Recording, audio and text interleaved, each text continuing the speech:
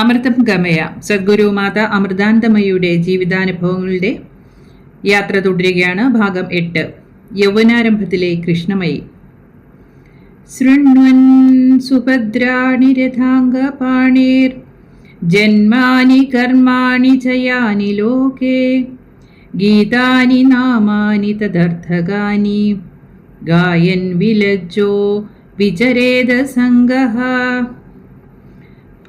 ചക്രപാണിയായ ഭഗവാന്റെ ദിവ്യ ജന്മ കർമ്മകഥകൾ ശ്രവിച്ച് ആ ഗീതങ്ങളും നാമങ്ങളുമെല്ലാം നാണം വെടിഞ്ഞ് പാടി അസംഗനായി കഴിയണം.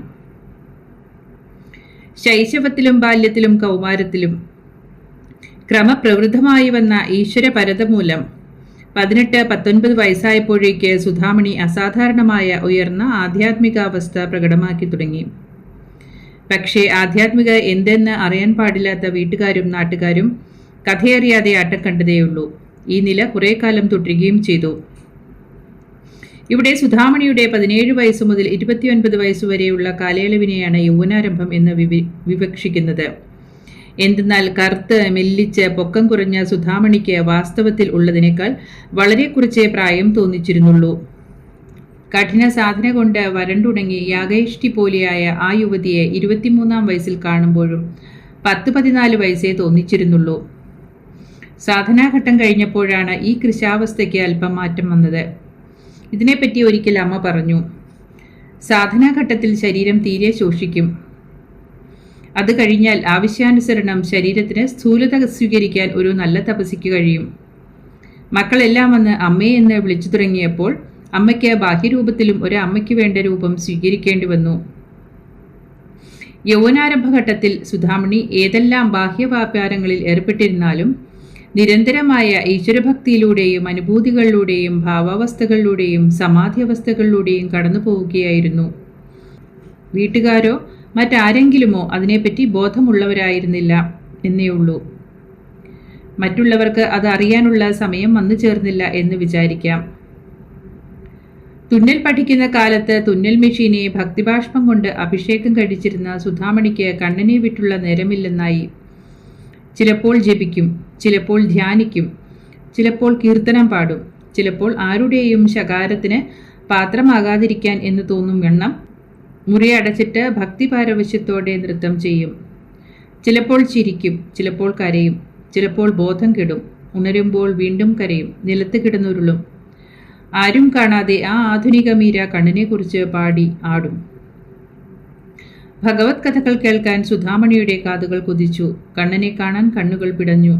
വിരഹതാപത്താൽ ഹൃദയമൊരുകി. ആരെങ്കിലും ഈശ്വരകഥ പറഞ്ഞാൽ അത് ആർത്തിയോടെ കേൾക്കും. അടുത്തുള്ള കൊച്ചു കുഞ്ഞുങ്ങളെ കൊണ്ട് ഈശ്വരകഥകൾ പറയിക്കും. പകരം അവർക്ക് തിന്നാൻ വല്ലതും കൊടുക്കും. അടുത്തെങ്ങാനും ഭാഗവത വായനയുണ്ടെങ്കിൽ തരം കിട്ടിയാൽ പോയി എല്ലാം മറന്നു നിന്ന് കേൾക്കും.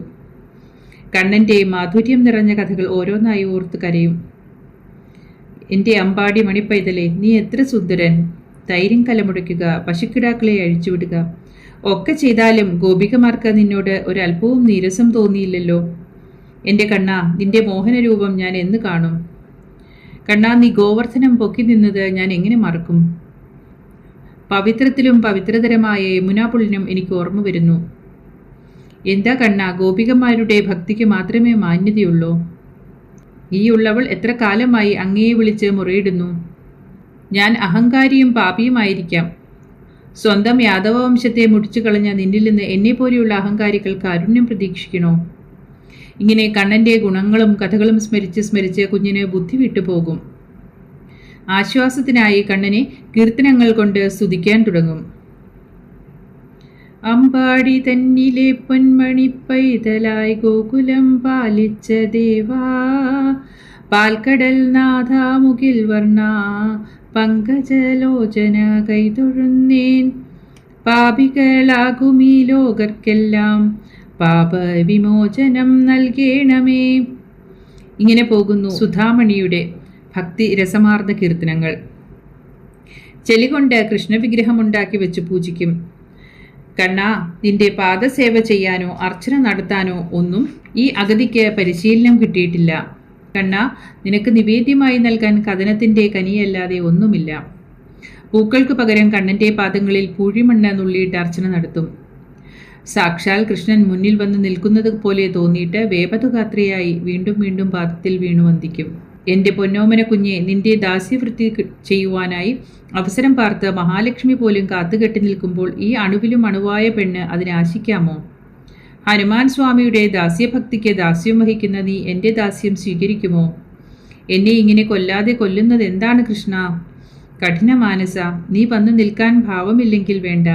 നിന്റെ പടം ഞാൻ തുടച്ചു മിനുക്കും. അത് വയ്ക്കുവാനുള്ള നിലം കഴുകി വൃത്തിയാക്കും. പൂമാല കെട്ടി എൻ്റെ കരളിൻ്റെ കരളായ കണ്ണൻ്റെ പടം അലങ്കരിക്കും. ഗോരോചനക്കുറിക്കൊന്നും ഈ ഉള്ളവൾക്ക് പാങ്ങില്ല. കണ്ണീരിൽ ചാലിച്ച് ചന്ദനം കൊണ്ട് ഞാൻ നിനക്ക് തിലകം ചാർത്തും. കണ്ണാ, ഓടിപ്പോകാതെ നില്ല്. ഞാൻ നിന്റെ കാർവേണിയൊന്ന് കോതിക്കെട്ടിത്തരാം. ആ തിരുമുടിയിൽ ഒരു മയിൽപ്പീലിയും തിരികെ തരാം. അങ്ങനെ കണ്ണനെ കയറി പിടിക്കും. അപ്പോഴല്ലേ ഓർക്കുന്നത് ചിത്രമാണെന്ന്. പൊട്ടിക്കരഞ്ഞു പോകും. കൃഷ്ണൻ്റെ പടം മാറത്തടുക്കി പിടിച്ച് തേങ്ങി തേങ്ങി കരയും. എൻ്റെ പൊന്നു കൂട്ടുകാരാ, നീയല്ലാതൊരു ചെങ്ങാതി എനിക്കില്ല. ഈ ലോകത്തിൽ ആരുടെയും കൂട്ടെനിക്ക് വേണ്ട കണ്ണ. അതെല്ലാം ദുഃഖം തരുന്നവയാണ്. നീ മാത്രമാണ് നിത്യാനന്ദ സ്വരൂപൻ. അതുകൊണ്ടല്ലേ യാദവപ്പടയെ മുഴുവൻ ഉപേക്ഷിച്ചിട്ട് നീ നിന്റെ സഖാവായ അർജുനനെ സ്വപക്ഷത്ത് ചേർത്തത്? നിന്റെ ചങ്ങാത്തമല്ലാതെ എനിക്ക് ഒന്നും വേണ്ട. കൃഷ്ണനെയും കാത്ത് ആ ആധുനിക രാധ ശുഭപ്രതീക്ഷയോടെ ഇരുന്നു. എന്നെങ്കിലും ഒരിക്കൽ കണ്ണൻ വരും. എൻ്റെ ജന്മം സഫലമാകും. ഒരു നാളിൽ ഞാൻ എൻ്റെ കണ്ണനെ കാണും. ഒരു ഗാനമാധുരി കേൾക്കും. ഓമനച്ചുണ്ടിൽ ഓടക്കുഴലുമായി ആരോമൽ കണ്ണൻ മുന്നിൽ വരും. അന്നെൻ്റെ ജന്മം സഫലമാകും. അന്നു ഞാൻ ആനന്ദമഗ്നയാകും. ഭക്തിശാസ്ത്രങ്ങൾ കണ്ടിട്ടില്ലാത്ത സുധാമണി എന്ന പെൺകുട്ടിയുടെ ജീവിതത്തിലൂടെ ശാസ്ത്രങ്ങളെല്ലാം സജീവങ്ങളായി ഉയർത്തെഴുന്നേറ്റു. സ്വാനുഭവങ്ങളാണ് ഋഷീശ്വരന്മാർ എഴുതി വച്ചിരിക്കുന്നതെന്ന് ഒരിക്കൽ കൂടി ലോകം ദർശിച്ചു.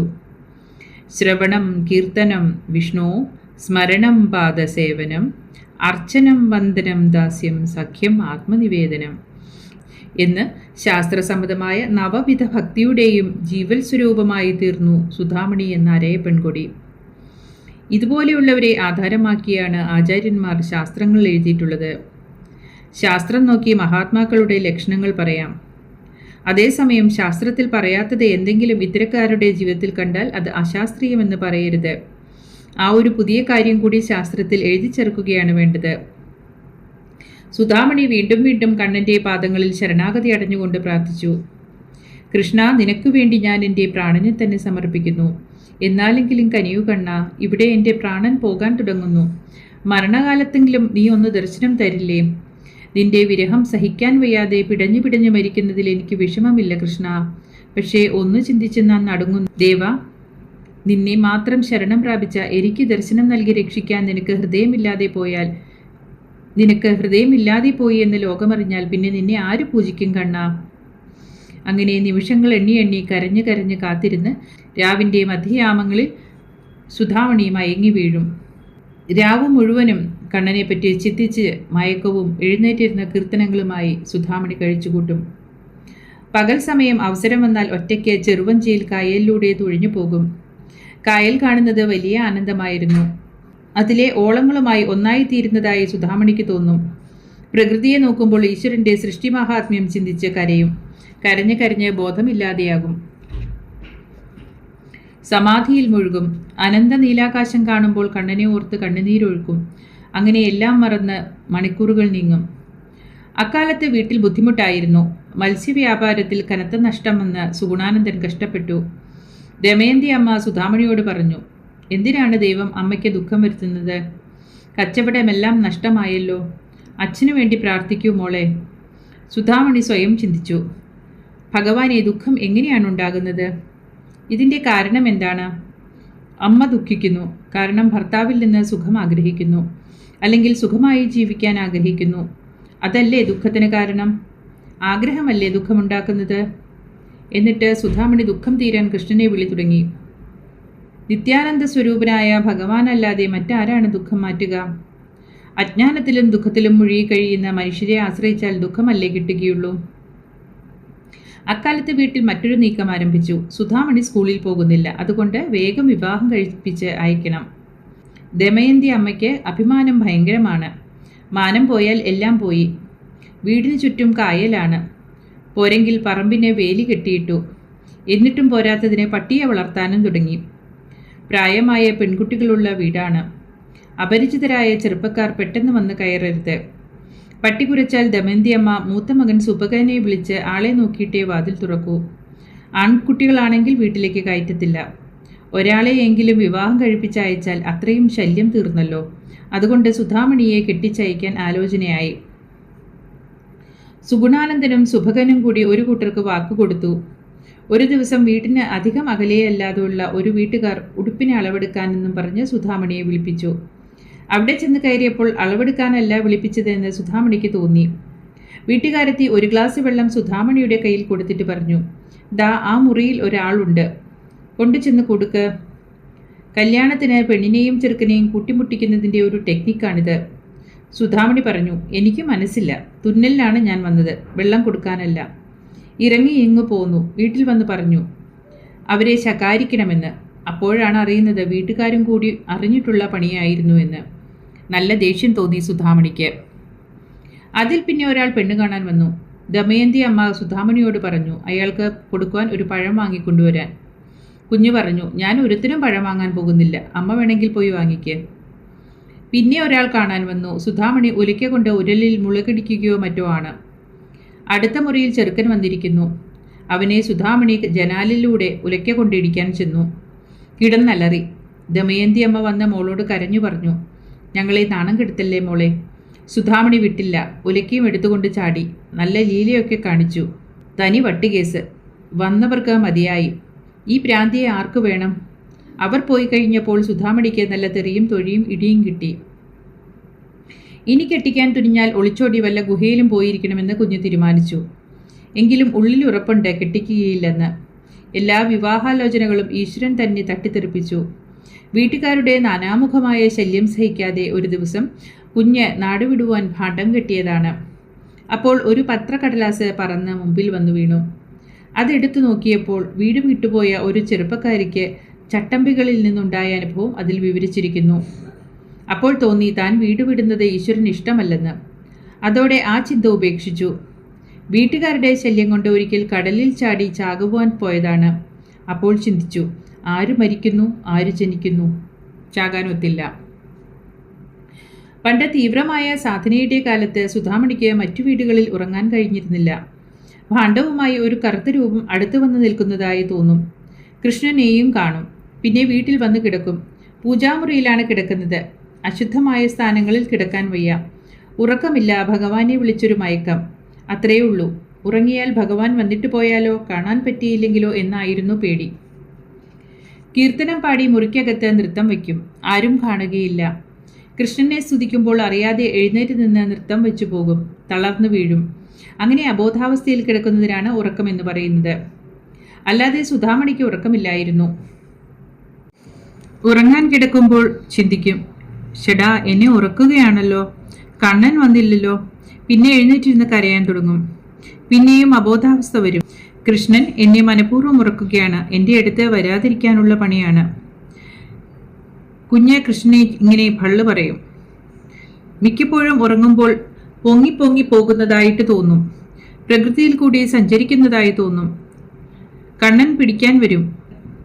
ഏതോ മനുഷ്യൻ പിടിക്കാൻ വരുന്നത് പോലെ കിടന്ന് വിളിവെക്കും. അച്ഛനും അമ്മയെല്ലാം ഓടി വരും. അപ്പോൾ നോക്കുമ്പോൾ ആരുമില്ല. അമ്മ മകളെ പിടിച്ച് അടുത്ത് കിടത്തും.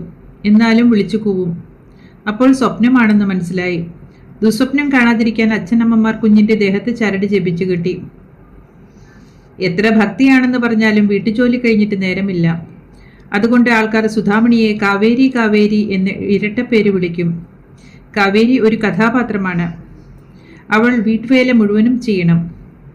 കാലും മുറിഞ്ഞാലും എന്തു വന്നാലും പാലുമായി അയൽപ്പക്കത്തൊക്കെ പോകണം. അതുപോലെ കഷ്ടപ്പെടുന്നത് കണ്ടിട്ട് അവർ സുധാമണിയെ കാവേരി എന്ന് വിളിക്കാൻ തുടങ്ങി.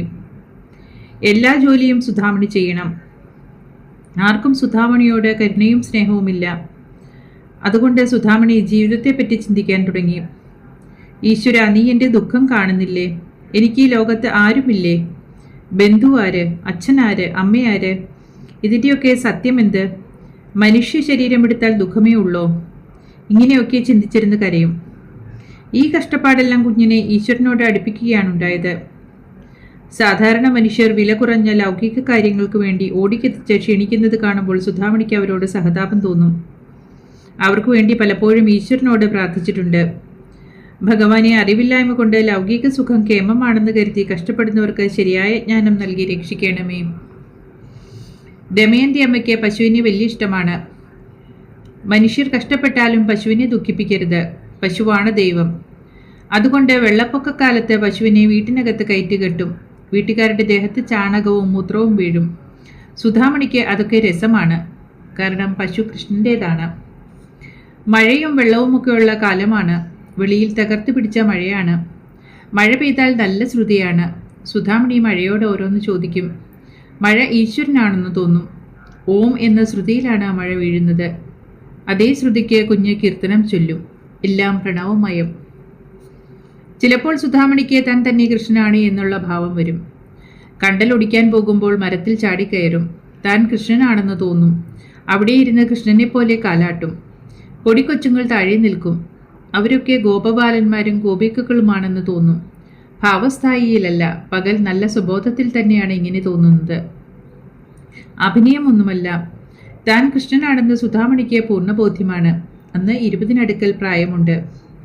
രാത്രിയിൽ കൃഷ്ണൻ വന്ന് നൃത്തം ചെയ്യുന്നത് പോലെ തോന്നും. കൃഷ്ണൻ വന്ന് കൂടെ പിടിച്ചുകൊണ്ട് നടക്കും. നൃത്തം ചെയ്യും, കളിക്കും, ചിരിക്കും. നാമം ചൊല്ലിക്കഴിഞ്ഞ് മുറിക്കകത്ത് നൃത്തം ചെയ്യും. മറ്റാരും കാണുകയില്ല. ശരിക്കുള്ള രാധാകൃഷ്ണ നൃത്തം. ഓടക്കുഴലൂതുന്ന നല്ല ശബ്ദം കേൾക്കാം. ശ്രദ്ധിച്ചപ്പോൾ മുരളീഗാനം പുറപ്പെടുന്നത് തൻ്റെ ഉള്ളിൽ നിന്ന് തന്നെയാണെന്ന് സുധാമണിക്ക് മനസ്സിലായി. നൃത്തം ചെയ്യുമ്പോൾ അങ്ങനെ തന്നെത്താനെ ശബ്ദം കേൾക്കും. ആദ്യം വിചാരിച്ചത് കൃഷ്ണൻ അടുത്ത് നിന്നുകൊണ്ട് കുഴലൂതുകയാണ് എന്നാണ്. കരഞ്ഞ് കരഞ്ഞ് കൃഷ്ണന്റെ ഫോട്ടോയുടെ മുന്നിൽ ബോധമില്ലാതെ വീഴും. കിടന്നുറങ്ങിയാലുടൻ കൃഷ്ണൻ അടുത്ത് വന്ന് നിൽക്കുന്നത് കാണാം. നീലയും ഇളം ചുവപ്പും ചേർന്ന നിറം, ധാരാളം പൂക്കൾ കൊണ്ടുള്ള മെത്ത. അതിൽ കൃഷ്ണൻ സുധാമണിയെയും കൊണ്ട് നൃത്തം ചെയ്യും. കുഞ്ഞിനെയും കൊണ്ട് മേൽപോട്ട് പോയി പല പല രോഗങ്ങളും കാണിച്ചു കൊടുക്കും. എന്തൊരു ആനന്ദമെന്നോ! നിർമ്മല ഭക്തിയുടെ ആനന്ദം ഒന്ന് വേറെ തന്നെ. കടൽ കാണുമ്പോൾ കൃഷ്ണനായി സങ്കല്പിക്കും. കടൽ തീരത്ത് നടക്കുമ്പോൾ കടലമ്മയോട് സ്വന്തം ദുഃഖങ്ങൾ പറയും. ചിലപ്പോൾ തോന്നും തനിക്ക് ഭ്രാന്താണെന്ന്. അപ്പോൾ സങ്കടം വരും. എന്നാലും ആശ്വാസമുണ്ട്. തനിക്ക് കൃഷ്ണഭ്രാന്ത്, മറ്റുള്ളവർക്ക് ലോകഭ്രാന്ത്. ലോകം രക്ഷിക്കുകയില്ല, കൃഷ്ണൻ രക്ഷിക്കും. ഒരിക്കൽ കൃഷ്ണനെ പ്രാർത്ഥിച്ചപ്പോൾ കൃഷ്ണൻ ഒരു കുഞ്ഞായി വന്ന് മുലപ്പാൽ കുടിക്കുന്നതായി ദർശിച്ചു. ജഗന്നിയന്താവായ കൃഷ്ണൻ ഒരു കുഞ്ഞായി വരികയോ? വേണ്ട, ഇങ്ങനെ ഭഗവാനെ ഒരു കുഞ്ഞായി കാണാൻ ഇഷ്ടമില്ല എന്ന ചിന്ത വന്നു. കൃഷ്ണൻ തന്നോടൊപ്പം നടക്കുന്നത് ചിലപ്പോൾ കാണും. ഇടയ്ക്കിടെ സമാധിയിലീനയാകും. പിന്നെ തോന്നും താൻ തന്നെയാണ് കൃഷ്ണൻ എന്ന്. ആ അവസ്ഥയിൽ ദൈവങ്ങളുടെ ഫോട്ടോയൊക്കെ കീറിക്കളയണമെന്ന് തോന്നും. ഫോട്ടോ കടലാസും ചായവുമല്ലേ, കൃഷ്ണനിലല്ലോ. കൃഷ്ണൻ താൻ തന്നെയല്ലേ. ഉടനെ മറ്റൊരു ചിന്ത വരും. ഫോട്ടോ കീറാൻ പാടില്ല. ആ ഫോട്ടോ ആണല്ലോ എന്നെ കൃഷ്ണനിലെത്തിച്ചത്. അതിനാൽ ഈ ഫോട്ടോയും കൃഷ്ണൻ തന്നെ. സഗുണോപാസന വേണ്ടെന്ന് പറഞ്ഞുകൂടാ. കല്ലിൽ നിന്ന് ശില്പി നല്ല രൂപങ്ങൾ ഉണ്ടാക്കുന്നു. പാറ പോരാ, അതിൽ നിന്ന് കൃഷ്ണരൂപം തന്നെ കൊത്തിയെടുക്കണം. സാധന മുന്നോട്ട് പോകുന്തോറും താൻ തന്നെയാണ് കൃഷ്ണൻ എന്ന ബോധം സുധാമണിയിൽ ദൃഢമായി. ബാഹ്യരൂപം കൊണ്ട് ഒരു യുവതിയുടേതാണെങ്കിലും ആന്തരഭാവം കൊണ്ട് സുധാമണി സദാകൃഷ്ണനായി കഴിഞ്ഞിരുന്നു. സമാധിക്കും മേലെയുള്ള ഒരവസ്ഥയാണ് എന്ന് പറയാമിത്. സമാധിയിൽ മനസ്സ് ഭഗവാനിൽ ലയിക്കുകയും ബാഹ്യബോധമില്ലാതിരിക്കുകയും ചെയ്യുന്നു. എന്നാൽ ഇവിടെ നില മറ്റൊന്നാണ്. സാധാരണ ഭാവത്തിൽ ബാഹ്യബോധത്തിലിരിക്കുമ്പോഴും സദാ താൻ ഭഗവാൻ എന്നുള്ള ഭാവം പൂർണ്ണമായിട്ടുണ്ട്. ഭക്തനും ഭഗവാനും ഒന്നായ പരമാവസ്ഥയാണിത്. സാധകന്മാർ സമാധിമഗ്നരാകുന്നതിനെ പറ്റി പറയാറുണ്ട്. എന്നാൽ ശ്രീരാമനും ശ്രീകൃഷ്ണനും മറ്റും സമാധിയിൽ ഇരിക്കുന്നതിനെ പറ്റി പറയാറില്ല. കാരണം സമാധി അവസ്ഥയ്ക്കും ഉപരി സദാ ഈശ്വരഭാവത്തിൽ വർത്തിക്കുന്നവരാണ് അവതാരങ്ങൾ. സുധാമണി ഇങ്ങനെയൊരു അവസ്ഥയിലായിരുന്നെങ്കിലും ആരും അത് മനസ്സിലാക്കിയില്ല. ചിലപ്പോൾ തോന്നും ഈ കാണായതെല്ലാം കൃഷ്ണനാണെന്ന്. തെങ്ങ് കൃഷ്ണനാണ്, കുട്ടികൾ കൃഷ്ണനാണ്, അവരെയൊക്കെ കെട്ടിപ്പിടിക്കും. കൃഷ്ണനല്ലാത്തതൊന്നുമില്ല. താൻ കൃഷ്ണൻ, എല്ലാം കൃഷ്ണൻ. പിൽക്കാലത്ത് അമ്മ പറഞ്ഞു, അന്ന് ഞാൻ പ്രകൃതിയിലേക്ക് നോക്കുകയും അവിടെ ഈശ്വരനെ ദർശിക്കുകയും വിളിച്ചു കേഴുകയും ചെയ്യുമായിരുന്നു. ഒരു പൂവിറുക്കാൻ പോലും എനിക്ക് വയ്യാതായി. എന്തെന്നാൽ ആ പൂവും അദ്ദേഹം തന്നെ. ദേഹത്തെ കാറ്റുവന്ന് തട്ടുമ്പോൾ അതും ഭഗവാനാണെന്ന് തോന്നും. എല്ലാം കൃഷ്ണൻ. നിലത്ത് കാലുകുത്താൻ വയ്യ. ഭൂമിയും ഭഗവാനാണ്. പിന്നെ ഇടയ്ക്കിടയ്ക്ക് തോന്നും ഞാൻ തന്നെയാണ് കൃഷ്ണനെന്ന്. പിന്നെ ആ ഭാവം സ്ഥിരമായി. തീവ്രമായ കൃഷ്ണസാധനയുടെ അവസാനം ലോകമാകെ കൃഷ്ണമയമായി ദർശിക്കുകയും ആന്തരികമായി സ്വയം കൃഷ്ണനായി തീരുകയും ചെയ്ത സുധാമണി ആധ്യാത്മികതയുടെ അത്യുച്ഛ മണ്ഡലങ്ങളിൽ സ്ഥിരമായി വിഹരിച്ചു കൊണ്ടിരുന്നെങ്കിലും അധോമുഖമായ ലോകം അതൊന്നും തിരിച്ചറിഞ്ഞിരുന്നില്ല.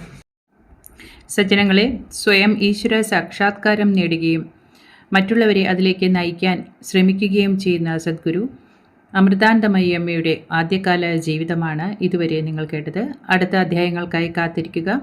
എല്ലാവർക്കും നന്ദി, നമസ്കാരം.